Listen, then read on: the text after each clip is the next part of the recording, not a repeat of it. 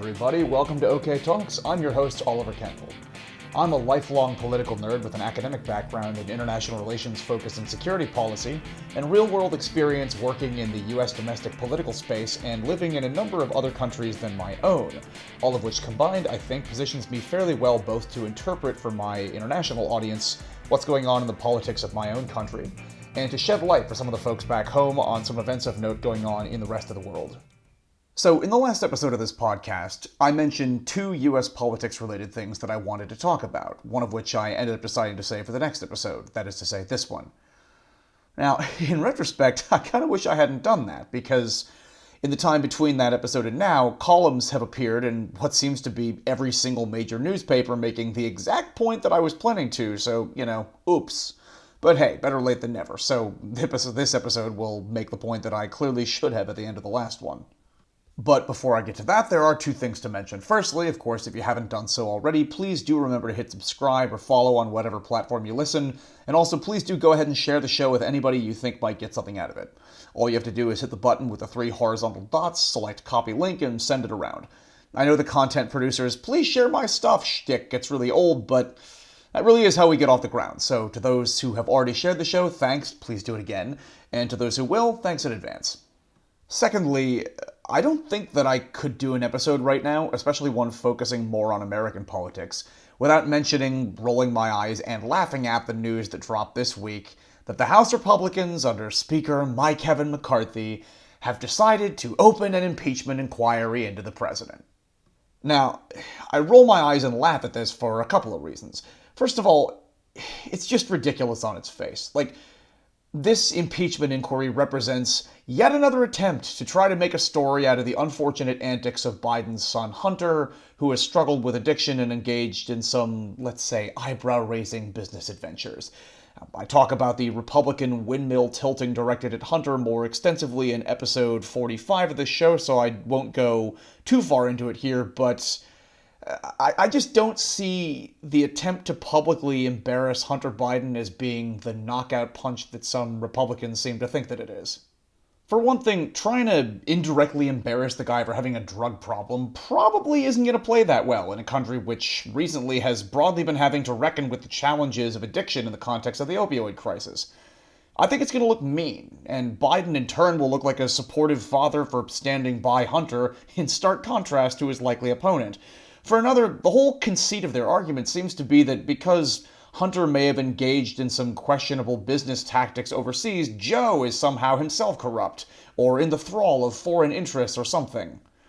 But again, Biden's record here as well stands in pretty stark contrast to his likely opponent in the next election, who himself violated the emoluments clause of the Constitution just about every day by taking money hand over fist from unsavory foreign actors like the Saudis and others laundered through their ostentatious spending at Trump's D.C. hotel. Second of all, besides the inquiry being ridiculous on its face, or perhaps somewhat because of it, I chuckle because you almost gotta feel sorry for Kevin McCarthy. I did an episode focused largely on him, number 32, I think, upon the event of his ascent to the speakership, in which I said a number of unkind things about him, but one of the most consistent themes had to do with him having spent years bending over backward to accommodate the Trump wing of the Republican Party, only to then have the most lunatic fringe MAGA members humiliate him and basically preemptively castrate his speakership in exchange for their votes to give him the job. A sane conservative columnist, Matt Lewis, wrote the other day in the Daily Beast that McCarthy's only weapon right now is his willingness to be humiliated. And yeah, this would seem to be a pretty good example. Because, okay, Kevin McCarthy is not famous in Washington for being a particularly intelligent person or a skilled tactician, but he's not a complete moron. Which means he has to know that this isn't going to be good for his team. I mean, even besides what I just said about how empty these accusations against Biden are, just take a look back at the last quarter century or so of political history. Impeachment doesn't tend to be too helpful to those who try it out. Bill Clinton famously enjoyed sky-high approval ratings, and Democrats unexpectedly outperformed in the midterms in 1998 after Clinton was impeached by a Republican majority for lying about an affair. Probably didn't hurt that the Republican leading the charge on this was also guilty of the same thing.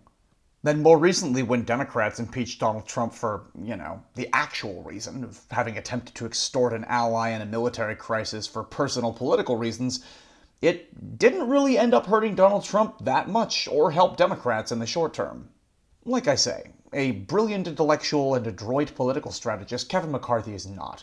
But he's got to know, this is not a good move politically. But he's doing it anyway, because he also knows that if he doesn't, he'll lose the speakership.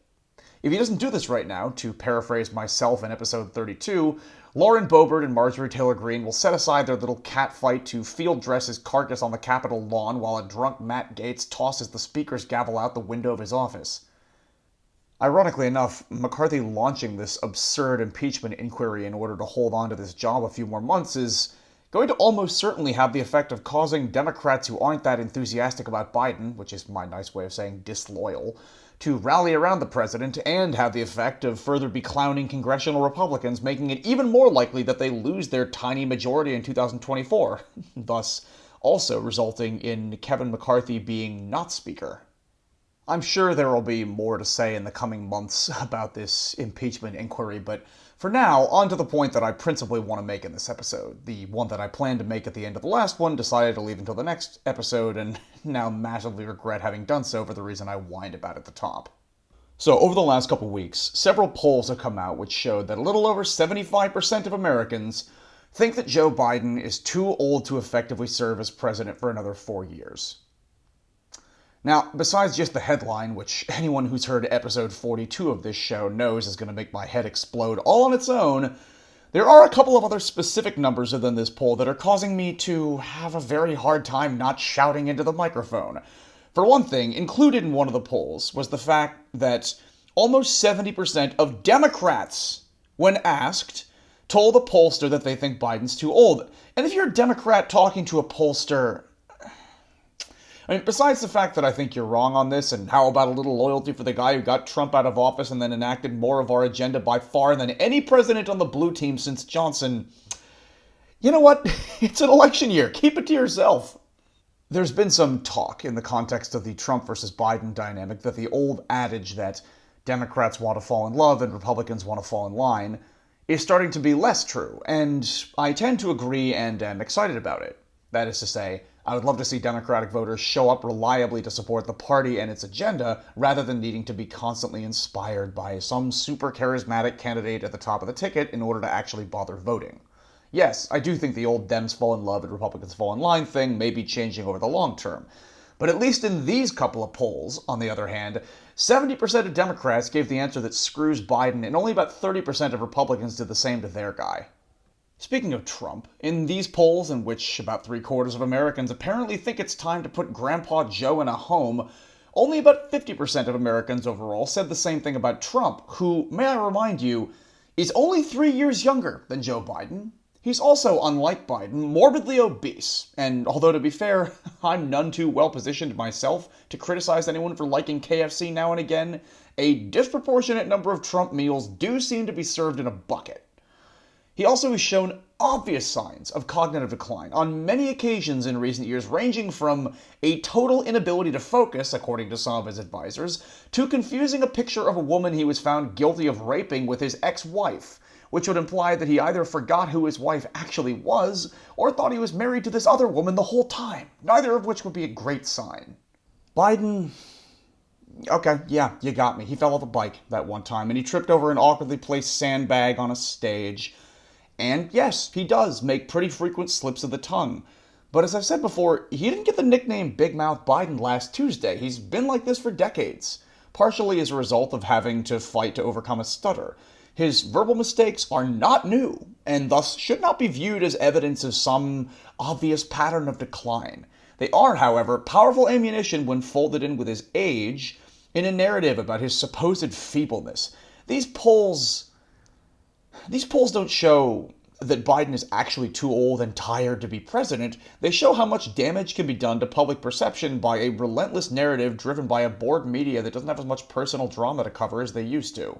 Now, for the record, I do want to qualify that dig I just made at the expense of the press by saying that I generally think that blanket criticism of the media, quote-unquote, as a block is reductive bullshit, and I try to avoid it at all cost.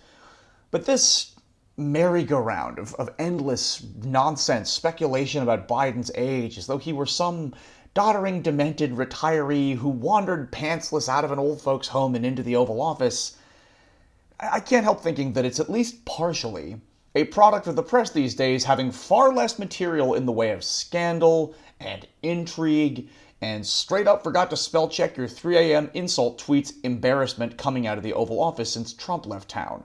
So they've seized on this.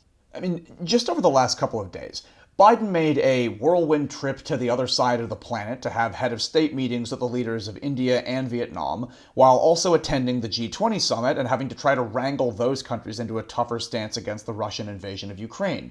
And if you didn't know any better, you'd think that the only thing that happened on this entire trip is that Biden at one point said, quote, "I'm going to bed," unquote. Like, seriously, that dominated the coverage of this trip.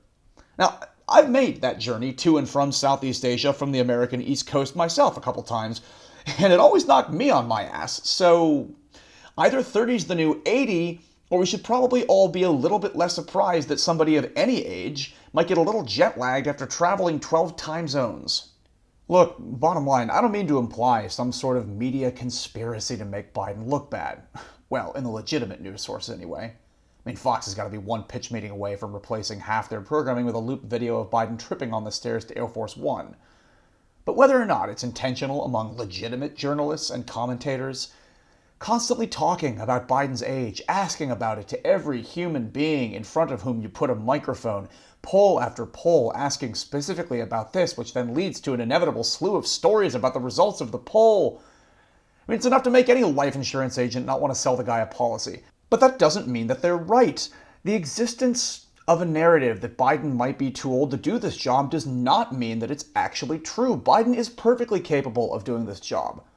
If he starts freezing up in the middle of press conferences and staring off into space for minutes at a time like Senate Majority Minority Leader Mitch McConnell, then we'll talk. But based on what we have in front of us right now, he's fine. And I insist to you, he is better at this job than anybody who's held it since at least 1968.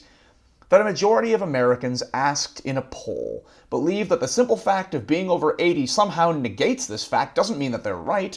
It's a great example of the fallacy called argumentum ad populum, the idea that something must be true because lots of people believe it. Or to quote Bill Maher, eat shit, 20 trillion flies can't be wrong. And I mean, I shouldn't say this, but let's say that I'm the one that's wrong. Donald Trump, the likely alternative to Joe Biden, because no, there's not going to be a serious Democratic primary challenger, and although some Democratic voters apparently think it's a good idea to gripe to pollsters about Biden's age, they're not going to be dumb enough to actually turn around and vote for America's national spokespeople for healing crystals, Marianne Williamson, and tinfoil hats, RFK Jr., who are the only candidates that are actually challenging Biden for the Democratic nomination. For the record, a third-party candidate can and will not win, and Donald Trump is, as of right now, very much on track to be the Republican nominee. So, yeah, the alternative to Joe Biden, who has been a very effective president even while already being old, is another 4 years of Donald Trump, a man who, while president, destroyed America's reputation abroad and shredded our alliances, kidnapped the children of asylum seekers and put them in cages under space blankets, presided over the negligent homicide of hundreds of thousands of Americans through a failed response to the coronavirus pandemic, and then tried to stage a violent coup upon failing to win re-election, just to name a few things. It also has to be noted here that even if, by some miracle, someone not named Donald Trump manages to get the nomination, well, many if not most of the other Republican candidates have staked out policy positions on most of the issues that are certainly at least in the neighborhood of as bad as what Trump is promising in a second term. Biden likes to say, don't compare me to the almighty, compare me to the alternative. And yeah, that is the adult way of making choices. I guess what I'm trying to say here is, even if I'm wrong, I don't think I am, but let's say for the sake of argument that Biden really is in very poor health. Well, as Trump's first term really should remind us, a president of the United States can do a whole lot worse than just being a little low energy. And speaking as someone who hails from the generation that coined the phrase, "Okay, boomer," as a quick way to write off old people and dismiss their ideas, I'm getting pretty tired of the entire narrative around Biden being not about what he's actually done as president, but rather about the fact that he was born during World War II. And that's it for this episode of OK Talks. If you like the show and want to make sure not to miss the next episode, hit subscribe or follow on whatever platform you listen. If you want to help the show get off the ground, do remember to leave a review and most importantly, share the show around. To those who've already done so, thanks. To those who will, thanks in advance. Thanks to my friend Nate for having designed the podcast artwork, and to everyone else for listening.